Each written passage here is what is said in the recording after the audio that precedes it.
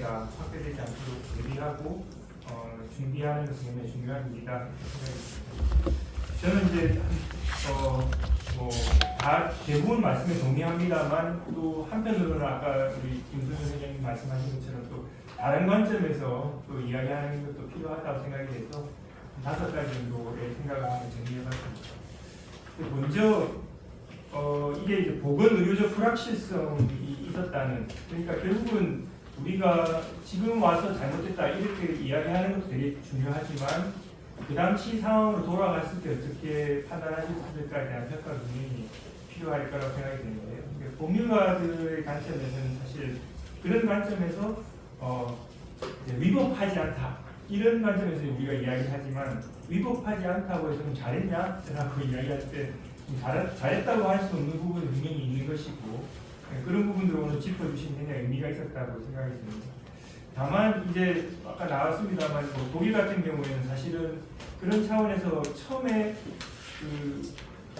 너무 자유를 제한하지 않겠다고 하다가 나중에 극단적인 자유 제한을 할 수밖에 없었던 사태가 있었거든요. 근데 그런 점에서 우리의 대응이 나쁘지 않았다라고 이제 세계적으로 평가를 받고 있는 건데 제가 이제 이후에 두 분 과장님께서 말씀하실 것 같습니다만 한번 좀 이야기하고 싶은 게 결국은 가장 중요한 게 이제 과학적인 불확실성을 최소화해서 대응하는 어떤 절차와 시스템을 갖추는 게 굉장히 중요한데 예를 들면 외국 같은 경우는 로버트 콕 연구소라든지 이런 연구소들에서 그러한 것들을 실시간으로 이제 사회적으로나 과학적으로 계속 협의하는 절차 같은 것들이 공개되어 있는데 우리나라는 보면 질병관리청이 이렇게 발표했습니다. 이렇게 이야기하지만 그게 어떤 경로를 통해서 어떻게 발표됐는지 사실 시민들이 잘 알지 못했었던 것 같거든요. 그런데 이제 그런 부분에 대해서 어떤 이후에 보완이 있었는지 내지는 어떤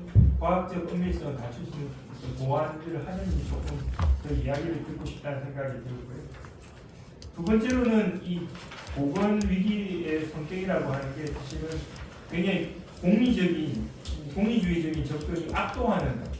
왜냐하면 공리주의적인 것도 사실 공익이니까요. 우리 모두가 살아야 된다라고 하는 그 논리가 어떤 면에서는 인권의 이름으로 또 압도를 했었던 시기라고 생각이 드는데 저는 그런 점에서 이 백신 피해 보상 제도를 완비하는 것도 공리주의적인 관점에서 더 정당화될 수 있다. 말하자면 우리가 같이 백신을 맞을 때 이게 다른 사람을 위해서 맞는 거다 어떤 면에서는 그렇게 이야기한다면 다른 사람을 위해서 맞았다면 그를 통한 보상이나 이런 것들도 완비되었을 때 사람들이 더 맞게 할 수 있을 것이라고 이야기를 할 수 있는데 그런 부분에 대한 어떤 주저함 같은 것들이 굉장히 강하다고 느꼈습니다.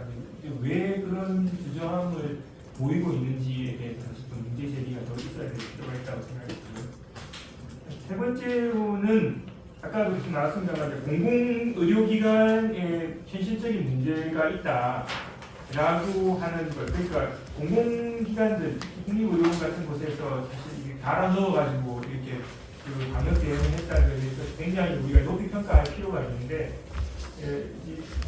또 공정하게 이야기하면 또 그런 관점도 있는 것 같습니다. 왜냐하면 이게 늘 있는 사건이 아니니까 평상시에 이제 있는 이런 공공기관들의 어떤 역할이라고 하는 게 유휴 자원으로 남게 되는 거 아닌가 하는 그런 우려 같은 것도 있을 것 같거든요. 그러니까 말하자면 평상시에 공공의료기관의 역할 그리고 이런 방역 위기가 발생했을 때 의료기관의 역할에 대한 역할 설정 이런 것들이 조금 투명하게 있어야지 더 공공의료기관의 역할들을 확대하자는 논의가 힘을 받을 수 있는 게 아닌가 하는 생각이 드는데 그 부분에 대해서는 또 논의가 있었는지 알고 싶고요. 네 번째로는 이게 이제 본 토론의 문제의식이기도 하겠습니다만 결국은 사실은 이 사회의 가장 취약한 곳에서 이런 문제가 다시 드러나는 거죠. 그러니까 말하자면 우리 사회의 약자에 대한 대우의 현실이 이런 코로나 상태에서 또 다시 한번 드러나는 거라고 생각이 되는데 그렇지만 또 한편 생각해 보면 이것 역시 이제 공리주의적인 관점에서 약자층에서 코로나가 확산됐다는 사실을 보면 우리가 약자에 대한 보호를 하는 것이 코로나에 대한 대응을 위해서도 굉장히 중요한 문제다.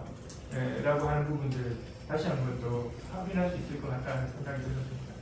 끝으로 이제 법률가의 관점에서는 사실은 사후적인 구제 부분에 대한 논의도 조금 할 필요가 있을 것 같은데요. 보면 대부분의 법원의 판례나 헌법재판소의 결정 같은 경우에는 그렇게 문제가 있다고 할 수는 없다 이렇게 끝났던 것 같아요. 근데 저는 이제 특히 오늘도 지적됐던 것처럼 감염병 의심자에 대한 확대 조정이라든지 코호트 격리를 통한 그런 격리 조치, 그 다음에 이제 기지국 인권 이런 것들은 좀 문제가 있다고 짚어주는 것이 좀 필요했다는 생각이 드는데 이제 그런 부분에 대해서 이제 우리 법률가들이 사법제도적인 한계가 있지만 이런 부분에 대한 어떤 문제가 없다라고 이야기한 게 이게 위법하지 않다는 것이지 그 부분에 대해서 잘했다는 이야기는 아니라는 점을 조금 더 좀 따져나가야 될 필요가 있을 것 같고 특히 이런 상황에서 대표적으로 생각을 해보면 입법적인 부분에서 보면 뭐 이런 게 있지 않습니까? 그러니까 법이 있지만 법에도 예외 규정 같은 것들을 만들어 놔야 되는 거죠. 그러니까 예를 들면 뭐 코호트 격리가 필요하다라고 하더라도 들어보고 이런 부분들에 대해서 예외적인 게 있으면 터줄 수 있는 어떤 절차 내지는 어떤 창구가 있었으면 좋겠다라고 생각이 되는데 아마 그때는 지금 바빠 죽겠는데 그런 것과 예외를 어떻게 인정하냐 이런 이야기를 했을 것 같은데 그런 부분에 대한 어떤 제도적 보완 같은 것도 좀 고민할 필요가 있지 않나요? 감사합니다.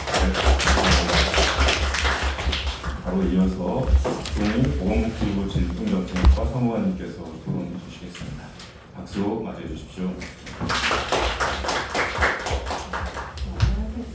강정사장님께서 다른 업무가 있어가지고 부득이하게 이제 선처를 못하셨고 저도 어제따로 질병정책관이라서 좀 감염병의 업무에 대해서도 아주 전반적으로 아주 이렇게 그렇게 깊게 이해도하지 못한 상태가 아닌 것 같습니다. 그래서 오늘 저희 발언을 해주신 발표자분들의 다양한 주제와 관점에 대해서 좀 정성을 하는 것이 오히려 더 제 성에서 맞다는 생각이 들었고요. 네, 저희 이제 아무래도 부처특별에서는 이제 의료적 차원 등뿐만 아니라 이제 복지적 차원도 어떻게 좀 고민을 좀 앞으로 많이 해야 될 것 같습니다. TV나 매스컴에서는 방역, 의료 이런 것도 얘기하지만 이런 인권적인 측면에서는 결국 복지 쪽에서 아까 말씀하셨던 뭐 이제 좀 장애인분들이라던가 시설에 계시는 분들이라던가 이런 분들은 아무래도 이제 취약 계층으로서 좀 더 일반적인 가정에서의 삶과는 조금 다르게 사실 영향이 있기 때문에 그런 분들의 특수성을 좀 고려해서 좀 더 세밀하게 정책을 조금 펼쳐야 될 것 같다는 생각이 좀 들었고요.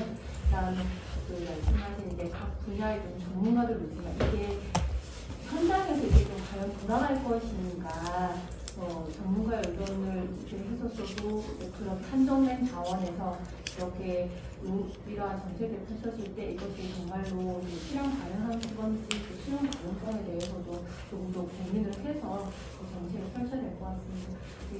앞서 말씀하셨듯이 코로나19도 어느덧 이제 옛날처럼 이제 느껴지는 이제 완전 문제이 있었는데요.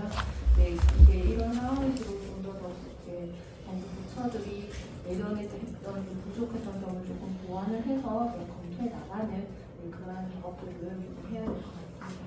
이상을 마치겠습니다. 네,